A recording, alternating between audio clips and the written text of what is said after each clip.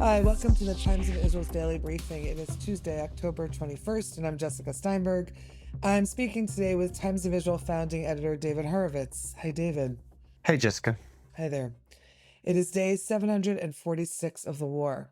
Hamas handed over the body of hostage Tal Haimi from Kibbutz Nir Yitzchak, and today Kibbutz Nir Oz is preparing to bury Ronen Engel, one of their members who was killed on October 7th, his body taken captive and recently returned. U.S. Vice President J.D. Vance is expected to land in Israel midday. We'll talk about his visit, as well as the ongoing visit of U.S. Special Envoy Steve Witkoff and White House advisor Jared Kushner. We'll also discuss Prime Minister Benjamin Netanyahu's Knesset speech at the opening of the fall session on Monday and the ongoing situation regarding the Knesset and the Supreme Court president. Stay with us.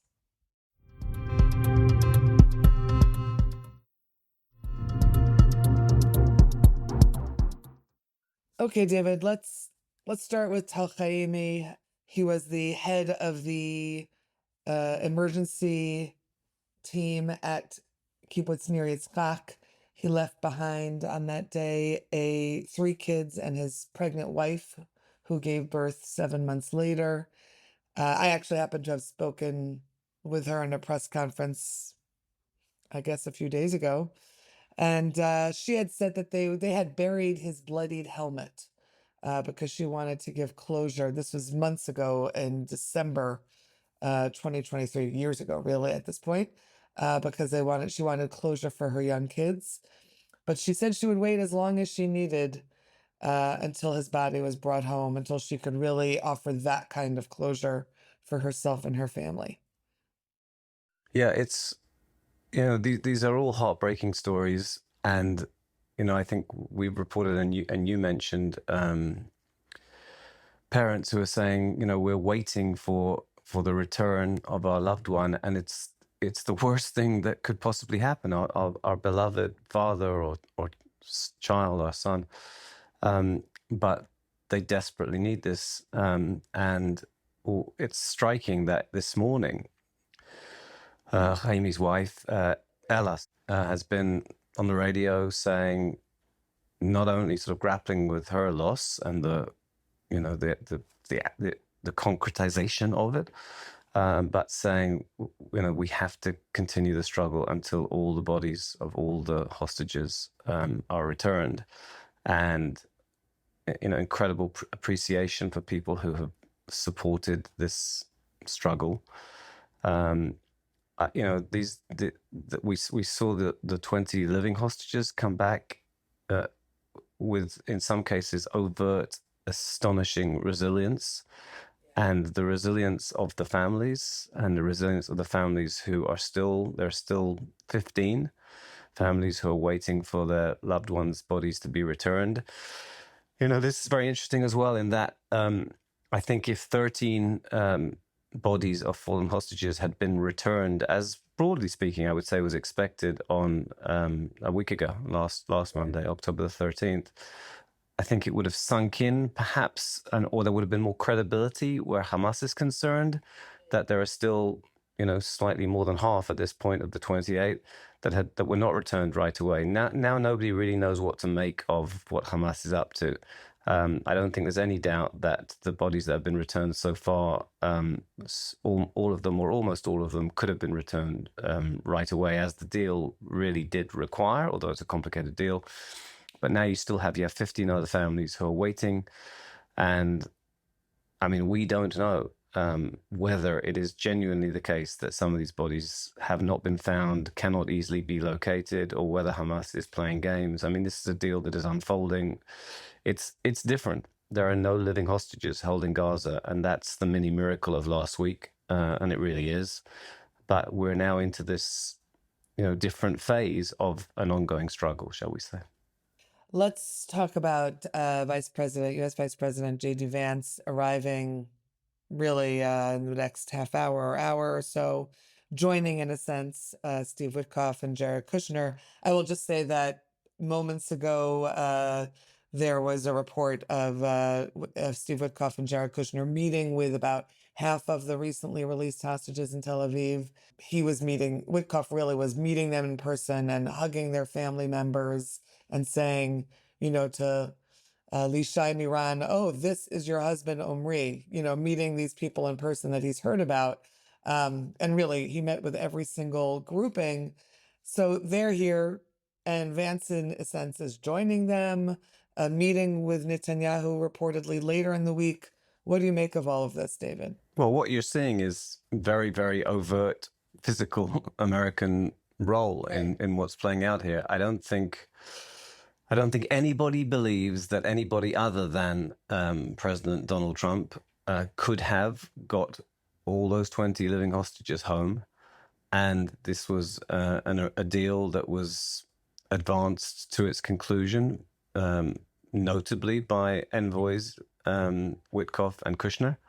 And that they're here, and J.D. Vance, who's not been centrally involved in the negotiations, but this is an overt American leadership, shall we say, of the most fateful issues that Israel is grappling with right now, and it's quite something. So in terms of empathy and partnership and just allocation of time, the way Witkoff in particular has acted for the entire time that he's had the power to do so has been incredibly warm and, like I say, empathetic. Present, really present, like you said. He's been back time after time. He's met with families of hostages. He's met with released hostages. Here he is again at the first available opportunity, meeting with people who spent 2 years in the hellhole of Gaza. And again, as you say, putting the faces now together with the families with whom he was meeting when they were still held. So in terms of that partnership, like that overt partnership with the families, that's one thing. And it's also the ongoing deal. I mean, this was the first phase of the deal, which was, this astonishing deal in which Hamas was, for its own calculations, ready to release all of the hostages, their strongest leverage, all of the living hostages at least, and said overnight, by the way, the chief negotiator for Hamas now said, we want to, everyone we can find, we will send back. I would take nothing that Hamas says at face value, but that is what they're saying. The Trump administration now wants to move on to the next part of the deal. And Israel is, has a absolute, direct, insurmountable issue, concern, need to be involved in what is happening in the next phase of the deal. But the Americans have taken it over. There was a deadly incident earlier this week. There were 2 soldiers killed. Israel was responding, and by President Trump's own statement, he basically restrained Israel. He did not want the ceasefire to fall apart. There are reports that the Americans are concerned that Netanyahu is interested in having the ceasefire collapse and, going back deeply into Gaza. I don't know what to make of those reports. But you've got the vice president is here, and he's not here because there are living hostages in Gaza. He's here because of the next phases of the deal. How is this going to play out? Making sure that Netanyahu does not undo this process that Trump has staked in his personal prestige onto the most immense degree.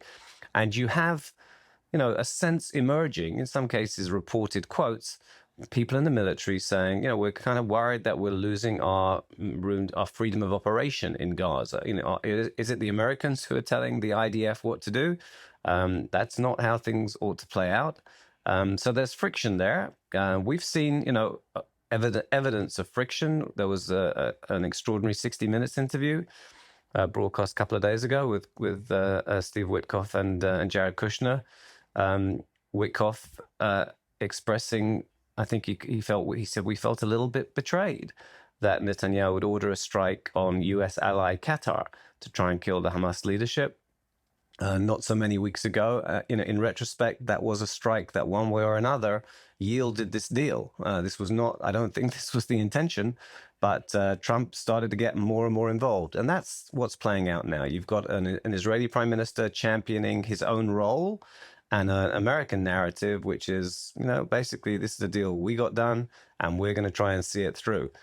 Even things as basic as, is the war over? Netanyahu has not said that the war is over. Trump has been saying since this deal went into effect that the war is over.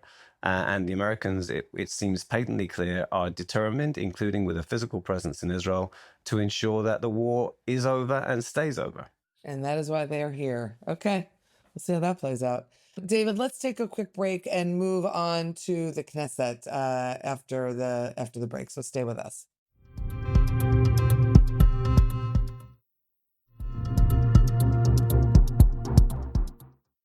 Okay, so we reported about the opening of the Knesset's 2025 winter session, which basically seemed to descend into this argument about the judicial overhaul agenda. We also had Prime Minister Netanyahu weighing in on all of this, but it appeared from my reading of it that it was a lot about Speaker Amir Ohana, who is acknowledging the Supreme Court President Isaac Amit only as a justice, but not the court's president, which is actually his role.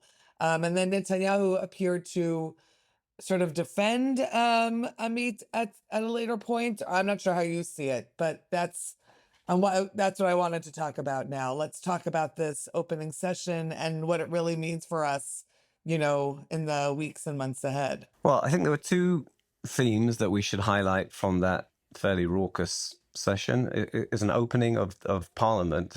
Dignitaries are there, ambassadors are there, and so on. And it was, as President Isaac Herzog said, basic courtesies and respect were not in evidence. It was pretty lamentable. And the two themes were really Netanyahu's depiction of the state of the war against Hamas and his role in it and the hostages, and then the battle over the legitimacy, essentially, of the Supreme Court. So if we go with that first, the session got off to a bad start in terms of respect for Israel's democratic institutions when the Speaker of the Knesset, a member of Netanyahu's own Likud party, chose not to welcome to the gathering, as protocol and precedent suggests, the various dignitaries, or at least Isaac Amit, by his correct title. He's the president of the Supreme Court, and Amir Ohana didn't say that. He said he welcomed. I'm not even sure if he said welcomed, but he referred to Justice Amit. And then you had, really, it's rare that our president, it's a ceremonial office, Yitzhak Herzog, Isaac Herzog, it's rare that he overtly confronts the political echelon publicly, but he did. He didn't say, Mr. Speaker, what you did is outrageous, but he lamented the discourtesy and the disrespect and the breach of such norms. And he said, I warmly welcome you, Mr. President, President Isaac Amit of the Supreme Court. And then Netanyahu, in his address, as he so often does, makes sure to do his best to keep everybody from being alienated by him, and in the process, of course, potentially alienates everybody at the same time, because he said, of course, I acknowledge, and I'm paraphrasing here, Isaac Amit is indeed the president of the Supreme Court, and I am the prime minister, and these are my ministers. And in other words, in fact, he made it overt, all sides need to accept the legitimacy of all the relative people in public office and so on. That was Netanyahu's theme. But of course, it is Netanyahu's coalition from the day it took office, long before October the 7th, 10 months before, that has been battering away at the legitimacy of the Supreme Court, which, remember, because we have really only two branches of effective government. You have the political echelon, which if there's a solid coalition, can get anything it wants through Parliament. And we have the judiciary. And Netanyahu and his ministers and his legislators have been trying to pass legislation that radically constricts the independence and the capacity of the Supreme Court. And they've targeted the relatively new president. Netanyahu, remember, is resisting a state commission of inquiry into October the 7th, and a state commission of inquiry is routinely appointed, or the head of it is appointed by the president of the Supreme Court. And this has been one of Netanyahu's efforts to discredit the legitimacy of a truly independent powerhouse inquiry, and instead appoint their own investigators by trying to say the public, doesn't trust Isaac Amit and doesn't trust, the unelected judges and so on. And that's the subtext to that part of what played out yesterday in the Knesset. I thought there was another subtext, just bringing back Herzog, that, of course, a little over a week ago, he was in the Knesset for the session with US President Donald Trump. And when at the same day that the hostages were being freed, of course, on Monday. And that was the same session that that Supreme Court President Isaac Amit was not included in that session. Right. He wasn't even invited. Again, this is the Knesset speaker who handles these things, nor, by the way, was the Attorney General. These are very senior officials who, of course, there were members of the Likud Central Committee who were invited to the Knesset gallery. People who paid their membership fees. The president of the Supreme Court and the Attorney General of the State of Israel were basically, I don't know what the word would be, snubbed is a very polite way, but they were outrageously not invited to this. It was broadly speaking a festive session of Parliament where the U.S. president, addressed Israel. So yeah, that's an earlier iteration of the same effort to marginalize the forces of law enforcement by the government of Israel. And before we finish up the podcast, I believe Netanyahu yesterday said that he would not be calling for early elections, which plays into all of this, in terms of the pushing of the judicial overhaul agenda, one would imagine. Well, let's talk about this just a little bit in the context of the other parts of what went on in the Knesset yesterday. Indeed, after the session, Netanyahu said the intention was not to advance elections. Elections are due basically a year from now. I think we can reliably assume that Netanyahu will call elections as and when he needs to, if he needs to because his coalition is collapsing or because he judges that the moment is right. And as far as he's concerned, I think he feels more confident now after the last living hostages have been returned than at any point since October the 7th. Remember, he has ordered that the name of the war be changed to the war of, depending how you translate it, revival or redemption. I think most Israelis do not regard October the 7th and the 2 years since as the war of revival and redemption, but rather as the biggest debacle in modern Israeli history, from which Israel is heroically, on the strength of its public and its soldiers, succeeding in recovering to a large degree. Netanyahu, in his speech yesterday, was very, very to great pains to assert that the deal that's playing out now, under which all the hostages, all the living hostages at least, go free while the IDF is still deployed in Gaza, as saying that this was not a deal that Hamas was prepared to accept in the past ever, and it's only because of military pressure. Again, I'm not sure how widely that resonates with the public, but more, I think, than it would have done 2 weeks ago and a month ago and so on. I think it's striking. We should bear in mind, I've heard the number 42 being said of the number of hostages who were taken to Gaza alive and are now dead. I think the number might actually be 40, according to our indefatigable military correspondent.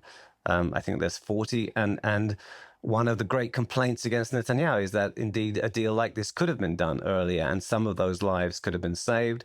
Like I say, he's trying to move away from a narrative which sees him as the prime responsible figure for the failure and transform that into a narrative where he has achieved relative victory. He would say at some stage, I think he will say victory. His people in his office have called the current situation victory. And like I say, he will go back to the public when he judges that the moment is right. And I think that's what we saw with the thrust of his address. He also spoke about the need for national unity in a sort of subsequent mini speech in the Knesset yesterday, when his critics would say he has been fostering disunity like nobody else. So there, too, a major battle. And maybe just one last thing we should touch upon, which may seem marginal, which is legislation to draft or not draft the ultra-Orthodox. It will be interesting. I think that's where he's tremendously vulnerable, because people from his base, from the religious Zionism party, from Otzma Yehudit, from the modern Orthodox community, including people from his part of the political spectrum, they're very, very angry that the ultra-Orthodox are not serving in the army. And therefore, they've suspended progress on that legislation, surprisingly, perhaps because of some legal objections.